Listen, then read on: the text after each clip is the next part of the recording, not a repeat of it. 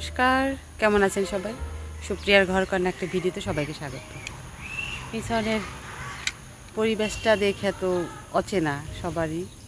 আজকে হাঁটতে আসছি কলেজের ভিতরে, ভিক্টোরিয়া কলেজের ভিতরে। একটু দেরি হয়ে যায় যেহেতু আমার সকালে সব কিছু করে বের হইতে হয়, আবার স্যারের অফিস থাকে, সেই আমার একটা তোড়জোড় থাকে সকালবেলায়। তার জন্য ও যাওয়ার পরে বের হই। রাস্তায় অনেক যানবাহন বের হয়ে যায়, আর ট্রেন লাইনের ওদিক দিয়েও একটা কাজ করতেছে, ভালো লাগে না, ওখানে অনেক লোকজন কাজ করতেছে বিদায়। তো এদিকে আসলাম আজকে হাঁটতে, সবাই হেঁটে মনে চলে গেছে, এই সময় আমি আসছি। আর ভিক্টোরিয়া কলেজে প্রত্যেক বছর অনেক ফুল হয়, এই বছর অতটাও বেশি ফুল দেখতেছি না। এখন দেখতেছি কিছু গাঁদা ফুল আর দুপাটি ফুল ফুটছে, সেটাও দেখতে ভালো লাগতেছে। লাইফে তো একটার পর একটা সমস্যাই তৈরি হচ্ছে, আর তার সাথে এটা এখন অ্যাড হয়েছে। এটা অনেক দিন যাবতই বলতেছিল ডাক্তারে, বাট আমি করি নাই। কিন্তু এবার যখন গেলাম ডাক্তারের কাছে, উনি বললো যে না, আপনাকে এই গিফটটা নিতেই হবে। তো একে আবার এখন বহন করতে হয়। আমি অতটাও বেশি কমফোর্ট ফিল করি না এটা ব্যবহার করতে, কিন্তু উনি বললো না, এবার করতেই হবে। আমাদের গাছে এখন অনেক ফুল ফুটে। কয়েকদিন যাবত সকালবেলা মা পুজো দিচ্ছে। আমি সকালে সব কিছু ধুয়ে ঠুয়ে দিই, মা ফুল উঠিয়ে শুধুমাত্র গোপালকে খেতে দেয়। গোপালের খাওয়া দাওয়া হয়ে গেছে, এবার আমাদের খাওয়ার আয়োজন করতেছি। সকালে সারে ব্রেড দিয়ে ওকে আমি স্যান্ডউইচ করে দিয়েছি, ও সেটা খেয়েছে, এখন আমি খাবো। আর মা খাবে বেল শরবত করে দেবো। এই সকালবেলায় বেলের শরবতটা খেতে মা পছন্দ করে। তো এই ডেকচিতে দুধ জাল দেওয়া ছিল, তো বেলটা ব্লেন্ড করি নেই আজকে, এভাবেই দিয়ে দেবো। মায়ের জন্য কিছু টোস্ট আনছি, এটা ডিম ছাড়া। মা যেহেতু ডিমযুক্ত কোনো খাবার খায় না, আর তাছাড়াও ডিমযুক্ত ছাড়াও বাহিরে তেমন খাবার খায় না, তো এটা হচ্ছে ডিম ছাড়া একজন নিজে তৈরি করে, তার কাছ থেকে অর্ডার দিয়ে নিয়ে আসছি। এই প্রথমে নিয়ে আসছি আধা কেজির মতো, যদি মায়ের ভালো লাগে তারপর আরও বেশি করে নিয়ে আসবো। শুধু মা তো না, মায়ের ছেলেও খায় সাথে। আর একটুখানি ওই ওনার একজনের কাছ থেকে একটু চানাচুর আনছি, উনিও বলল যে এটা ভালো হবে, খেয়ে দেখে। যাই হোক, ঘরে থাকলে নিজেরা খাওয়া যায়, কেউ আসলেও দেওয়া যায়। আজকে দুপুরে রান্না করবো একটু অন্যরকম, একটুখানি শুক্তো করবো। শুক্তো সব কিছু নেই, যা আছে তাই দিয়ে করব। সার সবজির শুক্তোটা অনেক বেশি পছন্দ করে, আর আমার শাশুড়ি পছন্দ করে ডালের শুক্তো। এখানে ওরা বেশি খায়ই না বললেই ভালো হয়। এই আমি আসার পর কয়েকবার রান্না করছি, কিন্তু সারের এখন খুব বেশি পছন্দ। আমি শুক্তো খুব সাধারণভাবে রান্না করি, তেলের উপরে একটুখানি তেজপাতা, শুকনো মরিচ আর তার সাথে রাঁধুনি দিয়ে ফোড়ন দিছি। আগে সজনে ডাঁটাটা দেই না, আমি সজনে ডাঁটা ভেজে রাখি, তারপর দিয়ে দেই সরিষা বাটা। তা আজকে একটু সজনে ডাঁটাটা ভেজে তারপর সরিষা বাটা দিছি। আর অন্য পাশে আমি সব সবজিগুলো ভেজে রাখছিলাম, আলু, কলা, শিম, এদেরকেও দিয়ে দিছি। ব্যাস ওই সরিষা বাটার সাথে ভালো করে একটু নেড়ে চেড়ে গরম জল দিয়ে ঢেকে রান্না করি। আমি শুক্তোতে হলুদ দেওয়া পছন্দ করি না। যখনই ফুটে ওঠে তখন ওই উচ্ছে বা করলা আর বড়ি দিয়ে দিই। বড়ি না দিলে না শুক্তোটা আমার কাছে সঠিক মনে হয় না। বেগুন দিলেও ভালো লাগে, কিন্তু স্যার বেগুন পছন্দ করে না, তাই দেই না। আর যখন ঝোলটা কমে যায় তখন দেই একটুখানি দুধ। নামানোর আগে একটুখানি ঘি দেবো, আজকে দেখি ঘি দিলে কেমন হয়। অন্যদিন মৌরি বাটা দেই, কিন্তু আজকে আর সেটা দিলাম না। আর রান্না করবো একটুখানি মুড়িঘণ্ট। সেদিন নিয়ে আসছিল বড় একটা কাতল মাছ। জানেন, কাতল মাছটা আমি কাটতেই পারিনি, স্যারকে দিয়ে বলছিলাম কেটে দাও। তো এবার বললাম যে এরপর থেকে আর বাড়িতে মাছ আনা যাবে না, কেটেই আনতে হবে। কারণ ইদানিং না খুব বেশি কষ্ট হয়ে যাচ্ছে, সব কাজ করতে পারতেছি না। খুবভাবে একজন ছুটা কাজের লোক খুঁজতেছি, যে আমাকে একটুখানি এটা ওটা করে দেবে, এই একটু থালা বাসন ধোয়া, মাছ কাটা, এগুলো করে দেবে। আমার বেসিক্যালি সবার কাজ পছন্দ হয় না, এটা আমার একটা বড় সমস্যা, কিন্তু এবার মনে হয় রাখতেই হবে। মুড়িঘণ্টটাও আমি খুব সহজে রান্না করব।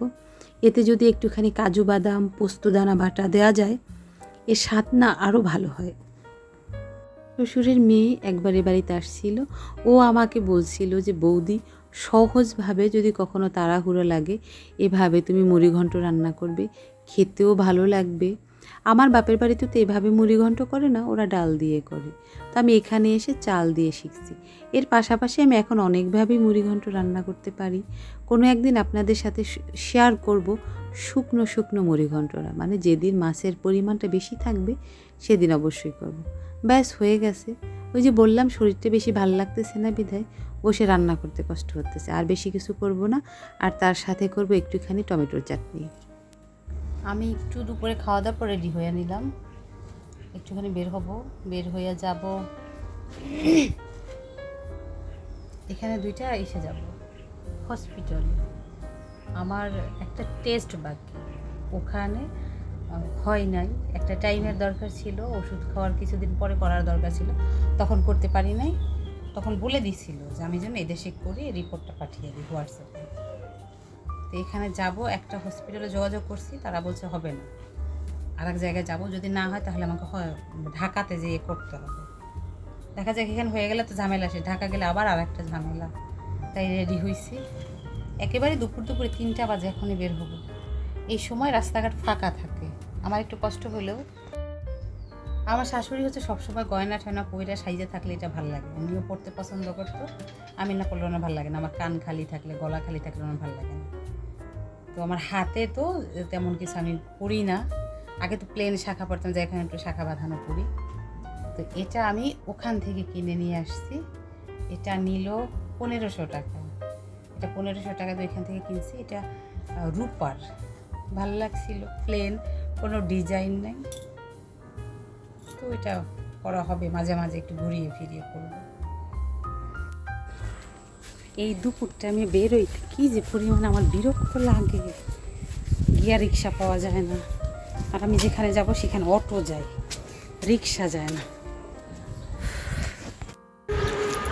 রাস্তাঘাট ফাঁকা, নাই রিক্সা নাই অটো, দু একটা বাইক যায়, বাইকে তো আর যাইতে পারবো না।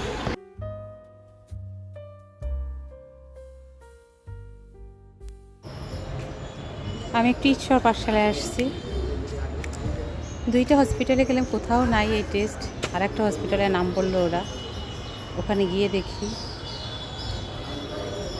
ওই সময় আর একটু সময় নিয়ে কইরা আসলে মনে হয় ভালো হইতো, এখন তো হইতে হবে হয়রানি। ঢাকায় যাইতে হইলে তো আবার সেই আর একটা ঝামেলা, আমার বাড়ি থেকে বের হওয়াটাই একটা ঝামেলা। দেখি ওখানে পাই কি না। যে হসপিটালটায় যাবো তার আগে হচ্ছে পিপির বাসা, তো ভাবলাম যে দিদির সাথে একটু দেখা করতে। সেই যে অপারেশন হইলো না, বাবা মা আমার আসলো, আসলাম, এরপরে তো আর ওর সাথে দেখা হয় নাই।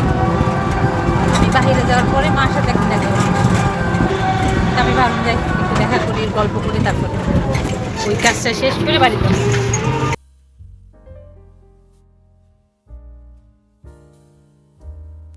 দিদিদের বাসার লোকেশনটা খুব ভালো জায়গা, এখান থেকে বের হইলেই রাস্তা,